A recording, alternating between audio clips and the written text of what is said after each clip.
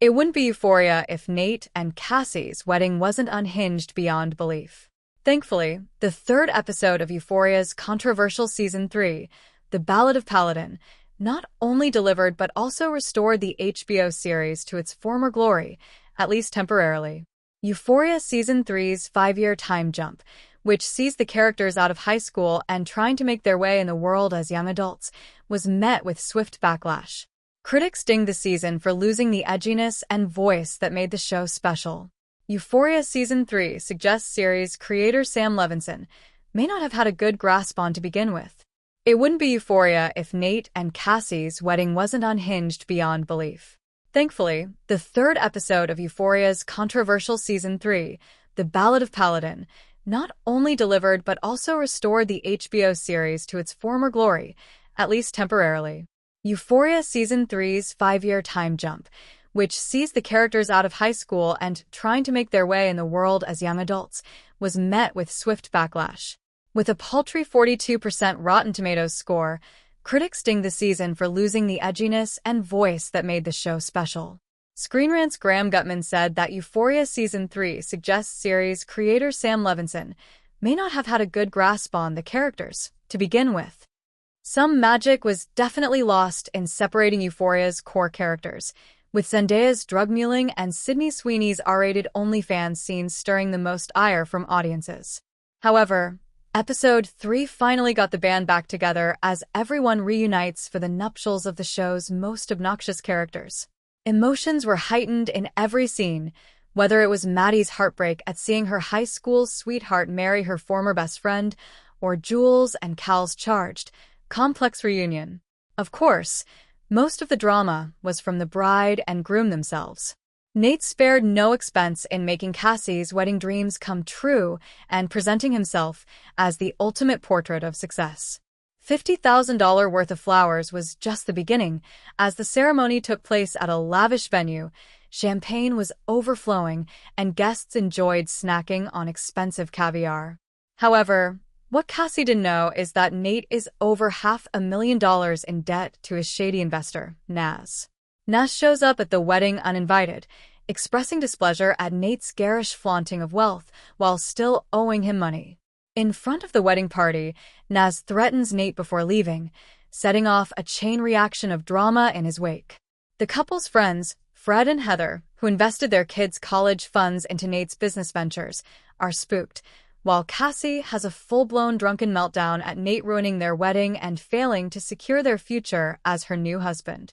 As we've seen in Euphoria's past 2 seasons, however, Nate is an expert at getting himself out of sticky situations. He channels the power of BS to assuage Fred and is able to calm Cassie down in the limo ride home, convincing her he'll take care of everything and that they're still on their way to happily ever after. All things considered by Euphoria standards, the wedding was actually quite tame. Not so fast.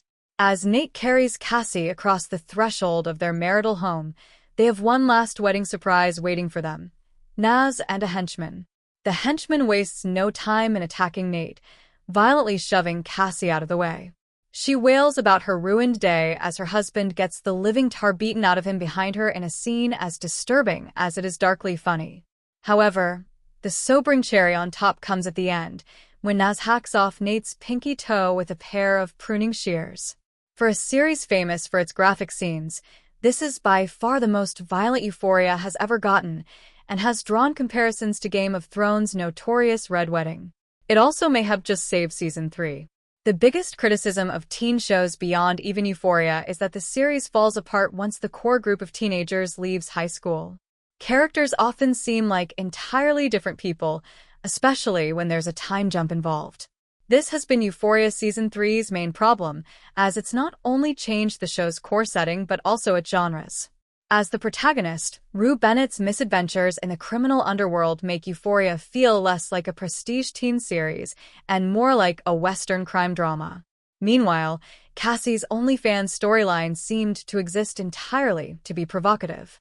However, Episode 3's shocking toe-cutting scene finally correlates who the characters are now with their high school selves. As a wealthy, attractive, white high school quarterback, Nate Jacobs is someone who always got what he wanted. Any obstacles, whether a romantic rival or consequences for his own actions, were easily dealt with. When Nate faced charges for assaulting Maddie to the point of leaving bruises on her neck, he orchestrated a scheme in which Tyler, an older fling of Maddie's, took the fall. Nate got off scot-free and continued his tyrannical reign over East Highland High School. Now an adult, Nate wants a bigger version of what he had as a teenager. He wants to be the envy of everyone with his opulent mansion, beautiful wife, luxury cars, and piles of money. Rather than learn from his father on how to operate a lucrative business and build this life slowly, Nate did what he always does and skipped the line. He turned Cal into the police and took over the business without a clue how to run it. The problem is that by being out in the real world, Nate is dealing with real-world problems and the consequences that come with them. The rude awakening of adulthood is something most viewers can relate to, whether it's the shock of your first credit card bill or getting a speeding ticket. Life is expensive and harsh, and it doesn't care that you're new to taking care of yourself and don't know the rules. The toe-cutting scene takes this to extreme levels that only Euphoria can reach. Nate literally hasn't made it to adulthood in one piece. He's no longer cock of the walk. He's a lost 23-year-old with a pile of debt. How Nate will claw his way back up to the good life is anyone's guess. It's a little hard to convince your blushing bride that things will be sunshine and rainbows while bleeding out of a hole where your pinky toe used to be. For as graphic as the scene is, it makes perfect sense for Nate's character, both in Season 3 and who the audience has come to know. Ultimately, it makes Euphoria Season 3 finally worth watching, even if you have to do it through your fingers. In the latest episode of Euphoria, Maddie coldly tells Cassie that she's desperate, and sadly, the same could be said about the show's pilloried third season. When Euphoria's main characters were in high school, the HBO series was as poetic as it was provocative in its exploration of teenagers' sexual and mental health struggles. However, now that they're adults, Season 3's explicit content feels shallow and gratuitous. By far, Euphoria Season 3's biggest controversy surrounds Sydney Sweeney's character, Cassie Howard. Cassie becomes an OnlyFans creator to afford the $50,000 worth of flowers she wants for her wedding to Nate Jacobs. Her content shoots feature Cassie engaging in what some would call extreme fetishes, such as pet play and age play. Fans have been incredibly vocal in their objections to Sweeney's R-rated Euphoria Season 3 scenes, many decrying them as a humiliation ritual. However, even those who don't take issue with the kinks being depicted have, by and large, criticized the storyline for its surface-level depiction of online sex work. Several real-life OnlyFans creators have shared their objections, with Bonnie Lockett saying, "It needs to be done responsibly because a lot of people watching won't understand the full picture." Fortunately, there's a new, acclaimed series that does justice to the very same topics. Apple TV's Margot's Got Money Troubles. In it, the titular character, played to perfection by Elle Fanning, is the 19-year-old single mother of a newborn she didn't plan to have. Strapped for cash and unable to find work, Margot creates an OnlyFans page.